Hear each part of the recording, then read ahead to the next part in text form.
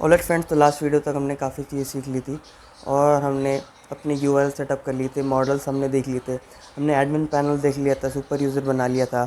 तो इस वीडियो में हम देखेंगे कि हम स्लग के साथ यूआरएल में अपना खुद का नेम्ड पैटर्न कैसे दे सकते हैं। तो मैंने इतनी देर में क्या बोल दिया मैं आपको बताता हूँ, बट उससे पहले एक चीज़ कर लें। आप फाइल में जाके एक ऑप्शन आता है ऑटो सेव का, इसको आप इनेबल कर लें ताकि क्या होगा, जितनी भी आपकी फाइल्स हैं वो अपने आप ही सेव होती रहें और आपको सेव करने की कोई दिक्कतें ना आए बाद में।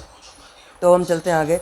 हम लोग को बेसिकली करना क्या है, हमको बेसिकली स्लग के साथ खेलना है। मैं स्लग के साथ खेलने का मतलब क्या बता रहा हूँ कि मान लो आपका एक यूआरएल ऐसे होता है, आपकी वेबसाइट का 127.0.0.1 और ये 8000 ऐसा कुछ होता है। इसके बाद हम क्या लिखते हैं, आर्टिकल लिखते हैं। अब मान लो आर्टिकल का मैं DRF खोलूँ तो DRF वाला खुल जाए, मतलब मैं अगर पाइथन का खोलूँ तो पाइथन वाला खुल जाए। जो भी आपको याद हो कि मैंने डेटाबेस में स्लग को स्टोर किया हुआ था, उसी स्लग के हिसाब से मैं वेब पेज को शो करना चाहता हूँ। तो बेसिकली इसी को हम बोलते हैं स्लग यूआरएल पैटर्न्स। तो अब इसी के साथ मेरे को काम करना है। तो ये हमारी यूआरएल्स की फ़ाइल है, ऐप की urls.py ऐप की फ़ाइल है।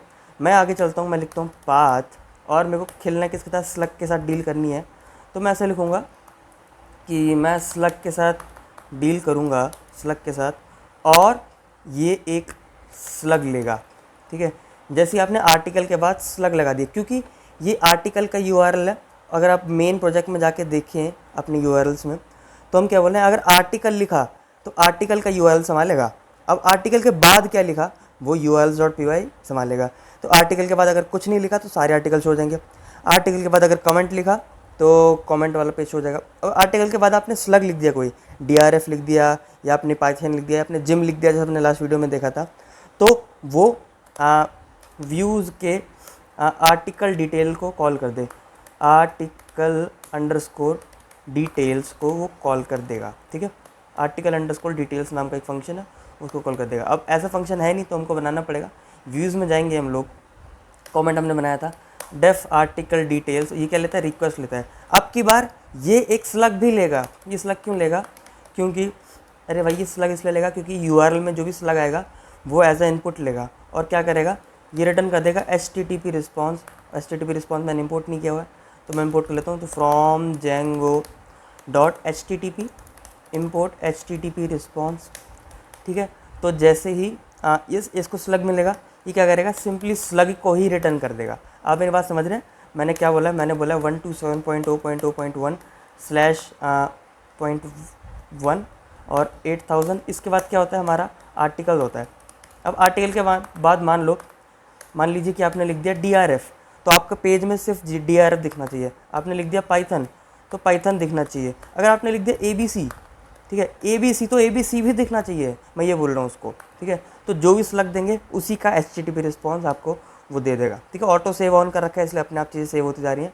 तो ये हमारी स्लग की फाइल होगी urls.py। ठीक है, अब मैं चलता हूँ python-manage.py रन सर्वर। ठीक है, इस पर क्लिक करूँगा। इस पर क्लिक करते साथ मेरे को एक यूआरएल मिलेगा, उस यूआरएल पे मैं जाऊँगा और मैं आपको चीज़ें समझाने की कोशिश करूँगा। अब ये है, ये एम्प्टी है तो होम पेज क्यों आ रहा है, होम पेज इसीलिए आ रहा है क्योंकि अगर हम यूआरएल्स में जाएँ तो अगर एम्प्टी होगा तो होम कॉल हो जाएगा। हम आर्टिकल के साथ डील कर रहे हैं तो हम एक काम करते हैं, आर्टिकल लिख देते हैं इसके आगे। ठीक है, तो आर्टिकल, और मैंने एंटर मारा तो सारे आर्टिकल शो हो गए। सारे आर्टिकल शो क्यों हुए, क्योंकि मैंने बात बोली है, मैंने बोला कि अगर आर्टिकल है तो आर्टिकल वाले डील करेंगे यूआरएल के। तो आर्टिकल की यूआरएल्स में गए। अब आर्टिकल में एम्प्टी दे रखा है मैंने आर्टिकल के आगे, तो उसने आर्टिकल नाम के फंक्शन को कॉल कर दिया जिसमें सारे के सारे मैंने फैच करके हमने उसको शो किया था। हम कमेंट डालेंगे तो कमेंट HTML हो जाएगी। अब मेरे को स्लग डालना है। ठीक है, तो आर्टिकल के बाद मैं काम करता हूँ, मैं डालता हूँ तो पाइथन डाला तो ये देखो पाइथन मेरा शो कर रहा है। अगर मान लीजिए मैंने यहाँ पर डाल दिया टेस्ट, तो देखो टेस्ट शो कर रहा है ना। अगर मान लीजिए मैंने यहाँ लिख दिया I am a very good boy, enter मारा तो I am a very good boy यहाँ पर। तो इसी को मैं स्लग बोल रहा हूँ। मैं डील कैसे कर रहा हूँ उसके साथ, बात यह है कि बात सिंपल सी इतनी सी बात है कि यूआरएल्स में मैंने बोल दिया कि कुछ, जैसे ये कांस्टेंट है ना, कमेंट एक कांस्टेंट स्ट्रिंग है, वैसे ही मैंने बोला कुछ कांस्टेंट नहीं मिलेगा आपको, आपको एक स्लग मिलेगा जिसका नाम होगा स्लग। ठीक है, अगर ऐसा हुआ, अगर आपको कुछ कांस्टेंट नहीं, आपको डायनेमिक चीज़ें मिली, तो आप व्यूज़ के आर्टिकल डिटेल को कॉल कर दीजिए। और आर्टिकल डिटेल फंक्शन मैंने कुछ इस तरह से बना ही दिया है, ठीक है, इस तरह से मैंने बना ही दिया है। ये स्लग इनपुट में लेगा। स्लग स्लग क्या होता है, जो भी हम यूआरएल में डालेंगे उसको स्लग बोलते हैं, और उसी का एचटीटीपी रिस्पॉन्स हम लोग रिटर्न कर देंगे। ये होता है हमारा यूआरएल, स्लग यूआरएल, ठीक है। अब हमको क्या करना है, बेसिकली हमको एक चीज़ और करनी पड़ेगी। वो क्या है कि आर्टिकल में मैं चाहता हूँ, मैं पता क्या चाहता हूँ, मैं बैक चलता हूँ और बैक चलता हूँ। जैसे मैं साइबर सिक्योरिटी पे क्लिक करूँ ना, तो साइबर सिक्योरिटी वाला जो भी स्लग था इसमें, जो भी मैंने डेटाबेस में स्टोर करा था, वो वाला स्लग यहाँ पे दिख जाए, और डीआरएफ वाला यहाँ पे दिख जाए, और पाइथन प्रोग्रामिंग का यहाँ दिख जाए, जिम का यहाँ दिख जाए। तो मैं ना अपने आर्टिकल की HTML में जाऊँगा, article.html, जैसे AHREF लिखा है ना, = कुछ नहीं लिखा, मैं पर सिंपल सी एक बात बोलता हूँ उसको।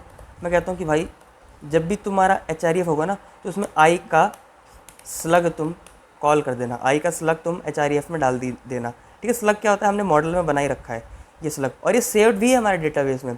इसीलिए मैं आर्टिकल में जाके i.slug लिखूँगा, i.slug लिखते ही साथ मेरे को मेरा पेज मिल जाएगा। तो मैं चलता हूँ यहाँ पे, इसको रीलोड करता हूँ।